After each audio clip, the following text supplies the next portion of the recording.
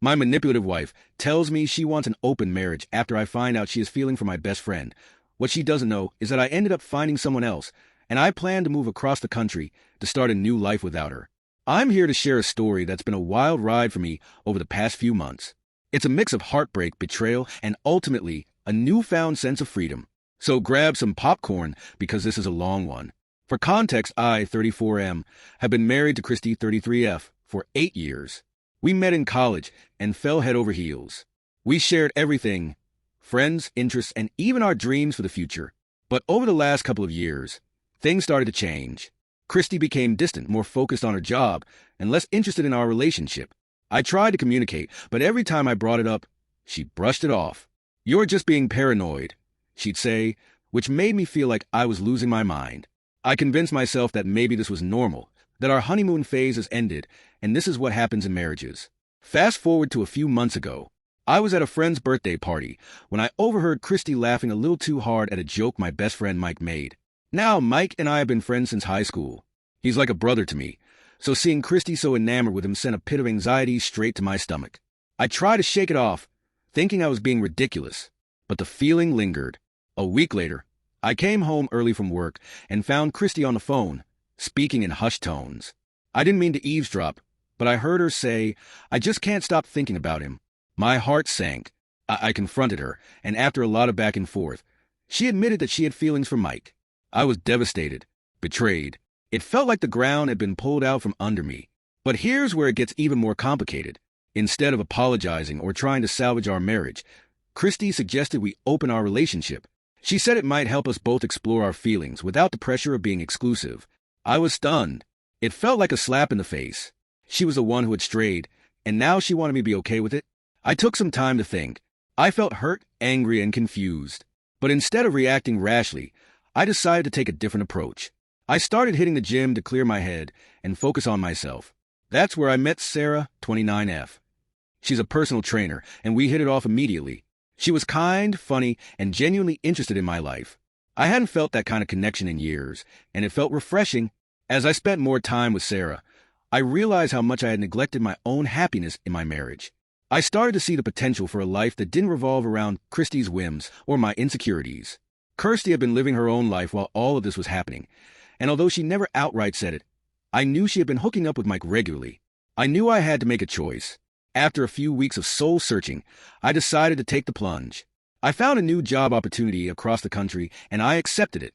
I told Christy about my decision one night over dinner. She was shocked, of course, and tried to convince me to stay, insisting that we could make the open marriage work. But I stood my ground. I told her I couldn't be in a relationship where I felt like a backup plan. When I mentioned Sarah, Christy's face fell. It was like I had ripped the rug out from under her. She tried to play it cool, saying she didn't care, but I could see the hurt in her eyes. It felt good to finally stand up for myself. The next few weeks were a whirlwind of packing and planning. I felt a mix of excitement and fear, but mostly I felt free. I moved across the country, and starting fresh has been nothing short of incredible. Sarah and I are officially dating now, and I can honestly say that I've never been happier. We kept things long distance for about 6 months until Sarah decided to move in with me and was able to find clients in the same city. Looking back, I realized that Christy's actions were a blessing in disguise. I learned that I deserve someone who values me and our relationship. I found that in Sarah, and I'm grateful for every moment that led me here.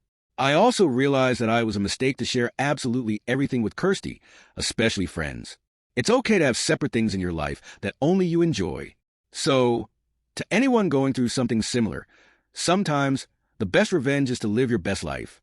Don't let someone else's choices dictate your happiness. You're worth so much more than that. On to the next story. I found out my wife was cheating on me through a mutual friend, so I bought her father round to catch her in the act and get her kicked out for good. So, this is a story that's been weighing heavily on my chest, and I feel like sharing it here might help me process everything. I'll try to keep it as straightforward as possible, but it's a roller coaster of emotions. A few months ago, I started noticing some changes in my wife. Little things at first. She was spending more time out with friends and less time at home. I tried to be understanding. After all, everyone needs their space, right? But deep down, something felt off. About 3 weeks ago, a mutual friend of ours reached out to me. Let's call her Sarah. Sarah and I had always been close, and I trusted her completely. One night, She casually mentioned she'd seen my wife out with a group of girls. Nothing alarming at first, but then she dropped a bombshell. She saw my wife kissing another man outside a bar. My heart sank. I felt like I'd been punched in the gut. Sarah went on to say that my wife had been taking different guys back to motels after their nights out. I was in disbelief. I mean, how could she? We had built a life together. I didn't want to jump to conclusions, but I also knew I had to find out the truth. Instead of confronting her immediately, I decided to gather more evidence. I started paying attention to her patterns. I noticed she was getting more secretive with her phone and would often leave the room to take calls. The more I looked, the more my heart broke. I felt like a detective in my own life, piecing together a puzzle that was slowly revealing a painful picture. After a week of tormenting thoughts, I decided to take action.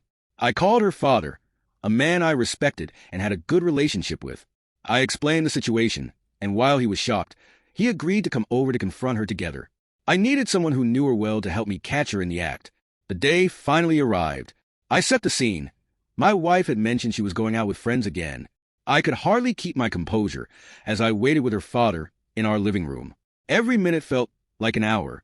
I could feel my heart racing, and I wondered if I was making the right choice. But deep down, I knew I had to do this.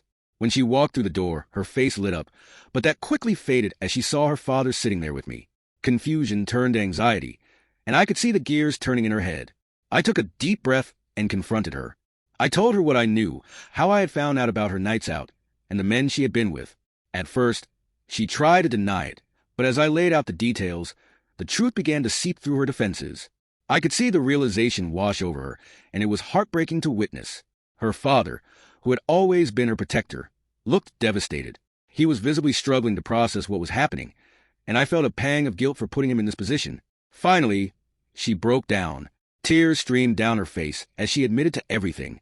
The weight of her betrayal was palpable, and I could feel my heart shattering all over again.